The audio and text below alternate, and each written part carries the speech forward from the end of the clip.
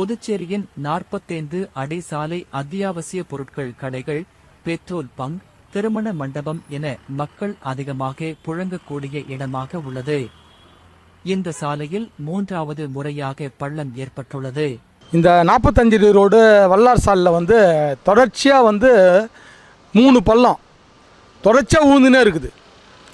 அரசு அதிகாரிகள் என்ன வேலை செய்கிறானுன்னு கூட தெரியல. காலையில் 10 மணிக்கு வராங்க, சாயங்காலம் 6 மணிக்கெல்லாம் போயிடுறாங்க. இந்த இடத்துல 45 ரோடில் டவுனில் வர டிராஃபிக் ஜாம் ஆன உடனே ஸ்கூல் பஸ்ஸு, லாரி, ஆட்டோ எல்லாம் இந்த வழியே தான் வருது. பயங்கர டிராஃபிக் ஜாம் ஆகுது. ஸ்கூல் போகிற பசங்க ரொம்ப பாதிப்புள்ளாக வராங்க. இங்கு ஏற்கனவே 2 முறை பள்ளம் ஏற்பட்டு அதிகாரிகள் பள்ளத்தை மூடிவிட்டு சென்ற ஓரிரு நாட்களில் மீண்டும் அதே இடத்தில் பள்ளம் விழுகின்றதாகவும், அந்த பள்ளத்தை மூடுவதற்கான வேலை மிகவும் தாமதமாக நடப்பதாகவும் அப்பகுதி மக்கள் தெரிவிக்கின்றனர். ஒரு தடவை பிடபிள்யூடி செய்கிறாங்க, சரியாக செய்யாமல் தரமற்ற வேலை என்பதால் மறுபடியும் பள்ளம் உழுது.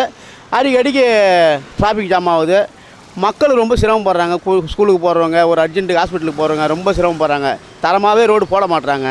இந்த பகுதியில் மழை பெஞ்சாக்கா தண்ணி எங்கள் ஜீவா நகர், பாலா நகர் இதெல்லாம் ரொம்ப தண்ணி சூழ்ந்து போகுது. ஆனால் எங்களுக்கும் சேஃப்டி இல்லாத இருக்குது, வரப்போகிற வாகனங்களுக்கும் ரொம்ப சேஃப்டி இல்லாத இருக்குது. இது என்ன நிலைமைக்கு போகணும்னு தெரியல, ரொம்ப வருத்தமாக இருக்குது. மேலும் போக்குவரத்து நெரிசலால் பள்ளி, கல்லூரிக்கு செல்லும் மாணவ மாணவிகள் பாதிக்கப்படுவதாகவும் ஊர் பொதுமக்கள் தெரிவித்தனர்.